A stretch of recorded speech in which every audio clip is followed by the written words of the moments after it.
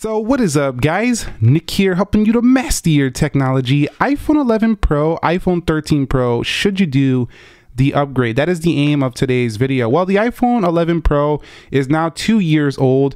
You can get this phone for around $500 on third party. Apple's giving $450 on the trade-in for the iPhone 13 Pro. The iPhone 13 Pro goes for $999 and can go way up. You can get the 1 terabyte version, in which you're going to spend an extra $400 or so to get that extra storage.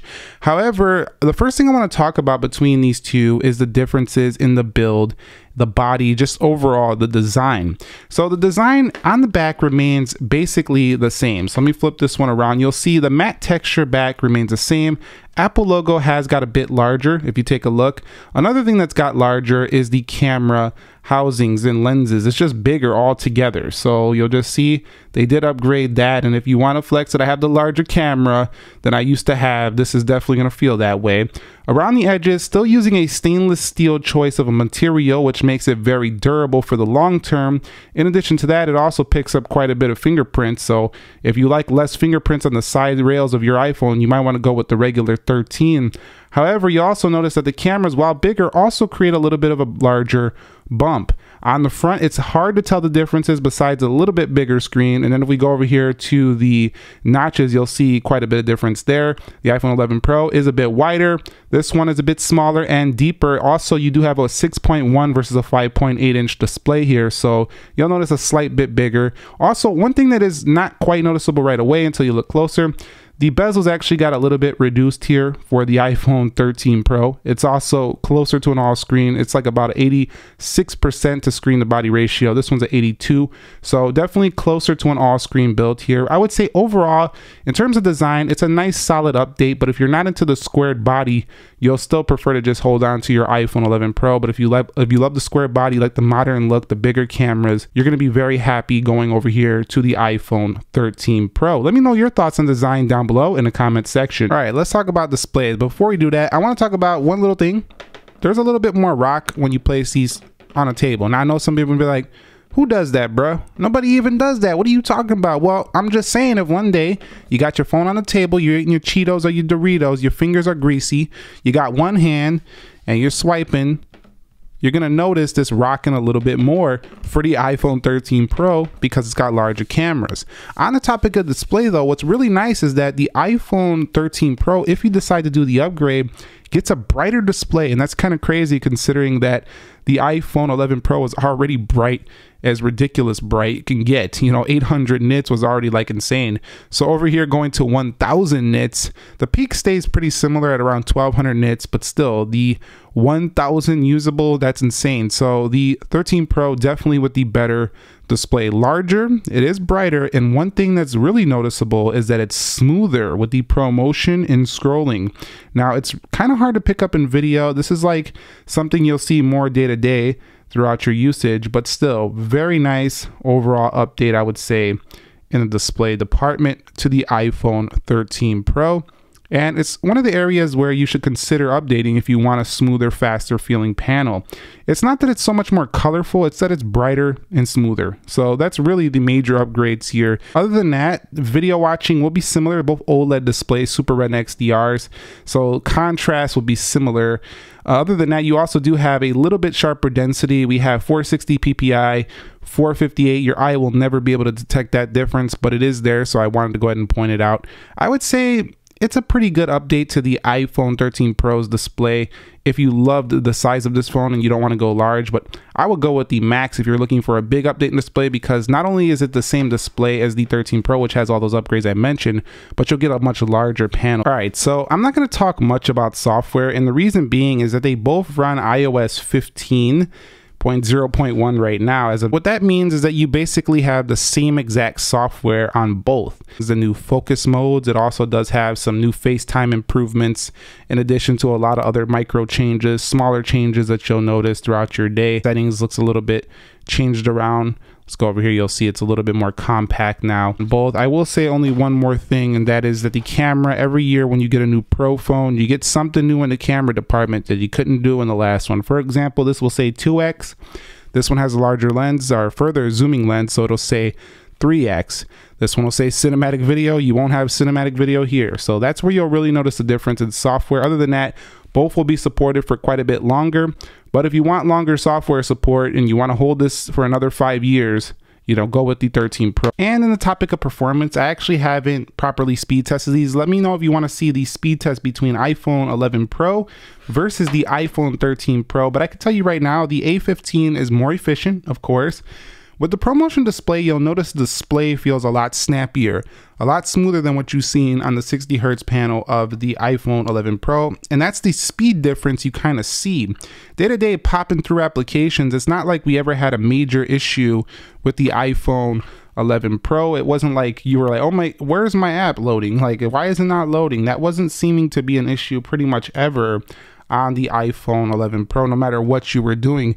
People to this day are using the 11 Pro and probably don't even notice any slowdown whatsoever. A13 Bionic was very fast, and Apple's efficient operating system doesn't require, you know, having the latest chip to run it very well. So I would say in performance, I wouldn't do the jump just for an A15 chip unless you're really into all the specs and stuff like that, because you'll notice it in a benchmark. But day-to-day usage, iOS for the average user works very well on both of these. Even for the Pro user, you're not going to make the iPhone 11 Pro just lag up or something. I never was able to do that. All right, guys, so let's talk about the cameras. Clearly, you have larger lenses on here, but that's for a reason. These sensors actually let in more light, which means low light photography will be better. Background blur will also be stronger for the iPhone 13 Pro. So with the iPhone 11 Pro, you had very good, you know, first edition Pro cameras. For an iPhone, you had the ultra wide. You can do, you know, 2x, you can go 10x on the zoom. You had great video at 4K 60, which was the big deal back then. It still exists on the iPhone to this day. You can also do 4K 60 on all 3 lenses.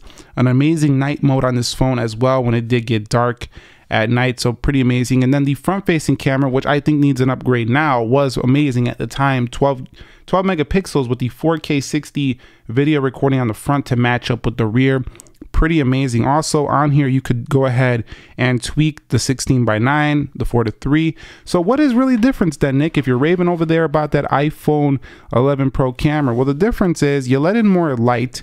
Apple's software processing is getting better, so the actual results are letting in less, they show less noise, they're sharper. In addition to that, they have this awesome mode where you can get really close and it automatically switches to this macro mode.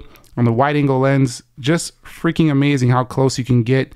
This would never been achievable for the iPhone 11 Pro. Let me show you what I'm talking about.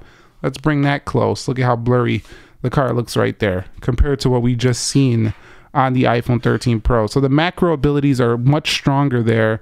And not only that, this phone can zoom farther. Let's go back into the iPhone 13 Pro. This phone can zoom at 3x, a 77mm lens, 15x on the max zoom.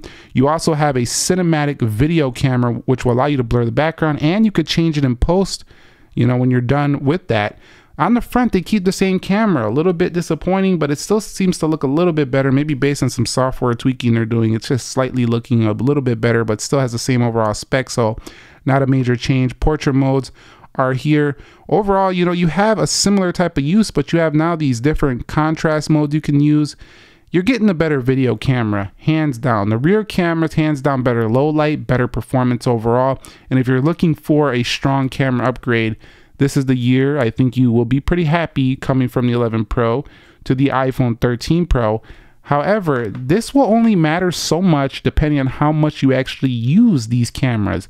What I mean, if you're using them a lot, like as your everyday tool, definitely you're going to really enjoy this. But the average user who's just taking an Instagram photo, it's going to be pretty hard to spot the difference if you're not really into pro video and photography. In addition to that, it does feature ProRes 10-bit HDR. If you're wondering what is this mumbo jumbo this guy is speaking to my ear, well, basically these are all pro terms for certain things that you will do with these cameras, you know, within post, as well as how you're going to conduct, you know, creating your photo and video. I just feel like the average consumer will never even use some of these features. Actually, my girl was using this one for a long time and she never used the 16:9. She never used basically any of this Pro 4K. She didn't ever, it was always an HD 30. I'm like, what are you doing? Like, some people don't even know they can switch to a 4K 60 video. So you really have to know, or you're just buying something you really don't need. You might as well just go with an iPhone 13, which is more of a toned down version of this camera. So when it comes to battery life, if your battery is getting low for the iPhone 11 Pro, of course, is a decent reason to upgrade. You can also just get a battery replacement if you want to save yourself hundreds of dollars over getting the iPhone 13 Pro, but you will get the longer battery life. The difference is 3046 versus 3095 milliamp hour, but it also supports MagSafe wireless charging. And it also supports faster charging. So you can put the MagSafe, you have wireless charging. This one also has wireless charging as well. But everything about the, you know, iPhone 13 Pro in the battery section, charging it, you know, the ways you can charge it, it's just a better experience. Not that this one was bad. You still have Lightning port, so that's not much better. But fastest charging iPhone ever. Still can't compete with the top Android phones. But how does it work in the day-to-day? You've seen in my battery drain test, the iPhone 13 Pro, almost 7 hours screen time. Not the 11 Pro could hit 6.5 or so for me, but this was under stressing. The iPhone 13 Pro is a good 2 hours better, I would say, over the 11 Pro. Do this update if you care a lot about battery life and you still love this size of a phone. All right, so what about the audio? Bit Hdr technology, iPhone 11, iPhone 13, should you upgrade to the iPhone 13? That's the 11 Pro has a ridiculously loud speaker. Guys, Nick here, helping you to master your technology. iPhone 11, iPhone 13, should you upgrade to the... But the iPhone 13 Pro is louder and more clear at the highest volume. So it's pretty insane because the 11 Pro was already really good. Of today's video, let's begin. But yes, Apple has found a way iPhone 13, that's the aim to make it sound even better. So the audio, definitely an upgrade. Not a major one, but noticeable if you side-by-side compare them. Okay, so when it comes to connectivity, both of these do support 802.11 Wi-Fi 6. They both have Bluetooth 5.0. In the phone call quality though, you do have an upgrade to the iPhone 13 Pro having Qualcomm modems. Now, if you're not really familiar with that, they're basically the ones who put chips in a lot of Android phones. They worked with Apple here. It's on this phone, meaning you have great 5G performance as well as mobile performance in reception and stuff like that. Not only that, having 5G for this 13 Pro would be a major jump from 4G as it will take you into the future. So go with this if you want upgrades in your mobile performance. It's a little disappointing, I think, that Apple didn't bring a Touch ID scanner to the 11 Pro's upgraded 13 Pro phone here. They could have put it on the side. We could have had an option for Touch ID or Face ID. They did it for the iPads already. I'm not exactly sure why don't just invest in this technology, put it on the button, and keep our Face ID. If you love Face ID so much, you could have both options. But in the end, is it worth the upgrade to go from the 11 Pro to the iPhone 13 Pro? This is a tricky proposition because this is still such a great phone in the iPhone 11 Pro. And here's my take. If your battery life is bad, if your cameras are not pleasing you enough and you want a slight redesign, you know, you want a smaller notch, go with the iPhone 13 Pro. You're going to be very happy. If you've been itching for these squared edges, if that's something you're like, man, I love the squared body, gotta have it, gotta have that design, I love that Sierra blue, gotta have that phone, you know, you already know it's for you. Go ahead and make the move. But I do think that if you're deciding that, you know, the 11 Pro is enough for me for now, I can wait it out until Apple does something a little more radical. You're not going to be left in the dust or nothing like that. It still has iOS 15. The 11 Pro still does have an amazing camera system. It still has an amazingly bright display, good front-facing camera. You're not like left out in old days because you're using the 11 Pro right now. The phone is still very modern feeling. This one is just pushing the edge of what Apple can do right now, and the most they could do at this point right now. So definitely, I would say that those are the reasons I would go with the 13 Pro. So let me know your thoughts down below on the iPhone 11 Pro versus the iPhone 13 Pro. Did you make this upgrade? Do you plan on it? Or are you just watching because you want to see which phone is the one for you? Let us know down below in the comment section of this video. Any questions, comments, concerns, you could also leave them there. Thumbs up if you haven't already. Subscribe for more. Also, thumbs down if you didn't like it. I'll catch you all in the next one. Nick here. Be sure to be well and peace.